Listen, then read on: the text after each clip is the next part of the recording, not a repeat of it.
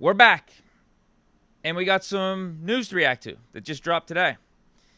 Cordarrelle Patterson was released, and he was the one that announced it.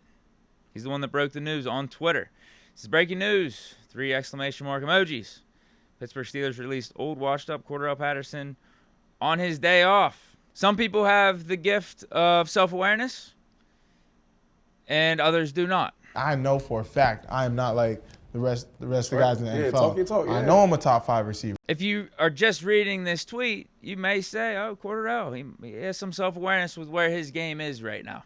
He's not the Cordarrelle Patterson of old, in particular if you look at these last couple seasons and how they played out for Cordarrelle, right? Safe to say his best days are behind him. But if you dig a little deeper and see some of the aftermath from the Cordarrelle Patterson tweet and the interactions between him and NFL reporter Mike Garafolo and him and some fans that reacted to his release, I would say he doesn't have that awareness, that in fact he's mocking the people that think he is washed up and doesn't have it anymore. Mike Garafolo retweeted Cordarrelle Patterson's breaking news and says, how you get fired on your day off. Not the end of the line for Cordarrelle Patterson, but moving on from the Steelers, and Cordarrelle Patterson confirms that by reacting to Garafolo's tweet there. Now, in terms of the fan interaction, you got Parlay Kiss saying, thank goodness for Cordarrelle Patterson's release. And Cordarrelle says, should I ask your work to fire you? Now, Parlay Kiss brings up a good point and says, well, that's not equivalent. I didn't ask the Steelers to fire you. I'm just rejoicing in the aftermath of you being fired, sir. Best of luck, though. I would guess Parlay Kiss, if he's rejoicing that Cordarrelle Patterson got released, that he was also requesting for Cordarrelle Patterson getting released. But let's move on. Howardsburg says, took long enough. And then Cordarrelle Patterson says, right, I said the same shit. So obviously Patterson is going for humor in his way of handling being released and going for trolling and making it seem like, you know what, Steelers, you made a mistake. You made a mistake by releasing me, and fans, you guys are wrong for thinking that I don't have it anymore. Now, I think it's over. I think clearly his best days are behind him, but I mean, in terms of having serious impact, not just having like 100 or 200 yards or being like a veteran presence in the locker room, I think, I don't think you're getting much more outside of that from Cordarrelle Patterson at this point. But we did have, if we're just going to reflect on Patterson's tenure here, we did have a moment or two last year where you thought, maybe this was really going to happen and Cordarrelle was going to do some damage here. Now, part of the problem was injuries. But you saw in a preseason game, Patterson looking like arguably the most explosive running back. Maybe I'll just say he was more explosive than Najee because it's tough to beat Jaylen Warren. But Patterson was at least looking like he had more pop than Najee and that he could be like an RB1 for us. But I get it. That's preseason. Don't put too much stock into that. But then Colts game, week 4, I think Patterson's coming off of his injury, finally healthy. And our offense was lackluster, really bad in the first half. Najee was looking slow. And then Patterson started to get some carries. And we drove the ball down the field with ease. Patterson, it seemed like he was getting 5-10 yards a pop. It was a breath of fresh air, whole new dynamic added to the offense with CP84 out there. But then he gets hurt again, and the only other times we've seen him was kick returning, where he was lackluster. He was below average by all of NFL standard, given the catches that he made and the return yardage that he got. It was just like, eh. And then running the ball and being part of that running back room, really didn't get many more carries after that. He did catch that one touchdown. Was it in one of the Ravens games late in the season? That was really it, man. Didn't really get much from Cordarrelle Patterson this year. But there was a moment or two where you're just like, oh, wow. Maybe there is some gas still left in the tank. I can't knock the signing. I can't knock the attempt because of Patterson's relationship with Arthur Smith and what Patterson was able to do for those couple seasons as their main feature running back. I know they had kind of a rotation going, but like for 2 years, Patterson was kind of like their number one.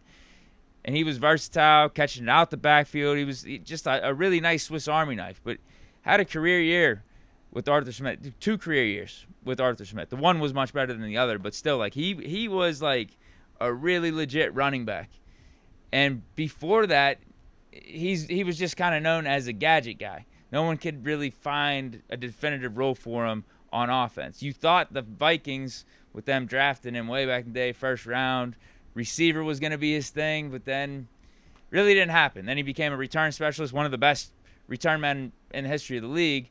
But then Arthur Smith unlocked something with Patterson, and I think that was in his early 30s too.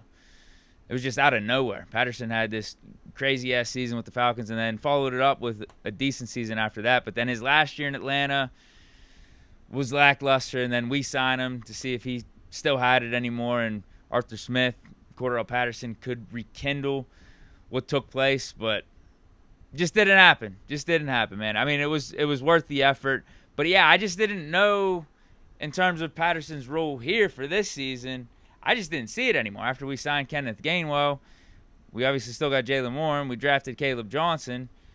Patterson's not better than any of those 3 running backs. And then with Gainwell being able to return kicks, it's like I'd rather have Gainwell based off of what Patterson did last year. Now, could all of a sudden he turn back the clock? If he's healthy, he's looking like vintage Cordarrelle Patterson?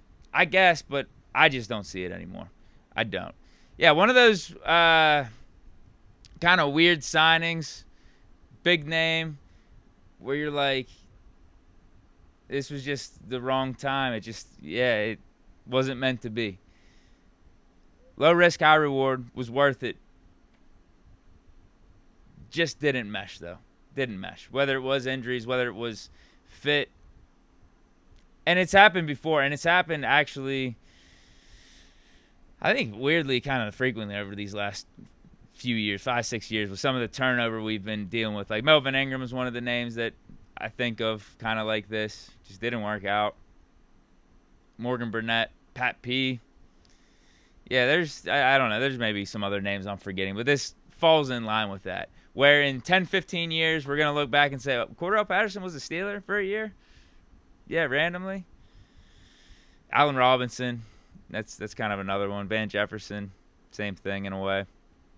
But, yeah, that was today's news. Cordarrelle Patterson released. Now, another move that took place, not as recently as the Patterson release, because that happened today, but while I was gone, while I was taking some time off, was the Steelers signing Chuck Clark. So, thought it'd be appropriate to react to that. Yeah, signed him to, I would assume I didn't see the exact details, but just a 1-year vet minimum type of deal. Obviously, with us trading Minkah Fitzpatrick, there was an opening at the safety spot in terms of the depth chart, because top 2 guys still are probably going to be Juan Thornhill and Deshaun Elliott. But after that, it's Miles Killebrew. And Miles Killebrew is a special teams guy. You don't want him playing the majority of your starting safety snaps out there, or a big portion of safety snaps in your defense. You don't want that. So, I mean, Sebastian Castro, I know people are high on him, but he's an undrafted rookie free agent. It was fair for the Steelers to do some due diligence and bring in another guy for the safety room. Who that was going to be eventually, we had our questions. Is it Justin Simmons, potentially Julian Blackmon? There's a lot of other names that are out there that I wasn't really too high on. But the funniest thing is, whenever I was looking for these names, I swear Chuck Clark wasn't on the spot rack available safety free agents. Because maybe I would have included him. Now, hindsight's 2020 since we actually signed him. Maybe I would have said he's one of the 3 guys I'd be cool with. Because it was really just 2. It was Julian Blackmon and Justin Simmons. And I said all the other guys like Marcus Williams, Jordan Poyer, Jordan Whitehead. I'm like, no, I'm good on that. I feel like those guys are washed. I don't think we really need to go down that path. But if it was Chuck Clark, maybe I wouldn't have included him in the Justin Simmons, Julian Blackmon category of, I think he's still got it, because he played with the Jets last year, didn't play bad with them. Now in 2023, he suffered an ACL, was out for that whole season, but then was a really solid player for the Ravens. Like, we're familiar with him. He was a guy that's out there starting a ton of games and was good. Like, you're not thinking of him being like a Pro Bowl or anything, but tackles get you around 80, 90. I think even one season he got up to 100 tackles. Makes plays, does the right things, and is like a legitimate starting safety in this league. So if you're talking about your third guy, potentially top guy, because Mike Tomlin's talking about Chuck Clark actually doing some free safety stuff. He's been mostly a strong safety in his career, but Mike Tomlin's going to test out in training camp and preseason if Chuck Clark could do more free safety work, like in the back of the defense, like trying to do some of that Minka stuff and, you know, what free safeties typically do. Because Juan Thornhill, he could do it. Is he most equipped for that? Is his play style best fit for that? I feel like he's a little bit more of a strong safety guy that you want up in the box, closer to the line of scrimmage. Not bad in coverage, though. But just as a free roaming guy, down on the backside of the field, I don't know about that for Juan Thornhill. And we know Deshaun Elliott's game isn't really that either. So could that be Chuck Clark? Would it have been better for us to just go with Justin Simmons if that's what we're trying to get Chuck Clark to do? I don't know. I feel like based off some of these other reports in training camp and how Tomlin really is utilizing Jalen Ramsey's versatility and doing all these different sets and doing a bunch of different stuff on defense that we haven't seen before, that he doesn't want to rock the boat with like the hierarchy of, you know, guys in the secondary. Because if you sign Justin Simmons, then maybe you're not able to utilize Jalen Ramsey as much at safety or slot that you originally had planned for him. Chuck Clark doesn't really do that for you. But it's like if Chuck Clark is able to do some of that free safety stuff, he at least provides some depth there, provides a guy that could be out there at any point, any given time. You got a Chuck Clark, you got a Juan Thornhill, you got a Deshaun Elliott, and then obviously we know our top three cornerbacks along with a Beanie Bishop, a Corey Trice. Like, there's who knows, man, what this Steelers team will be able to pull off on defense.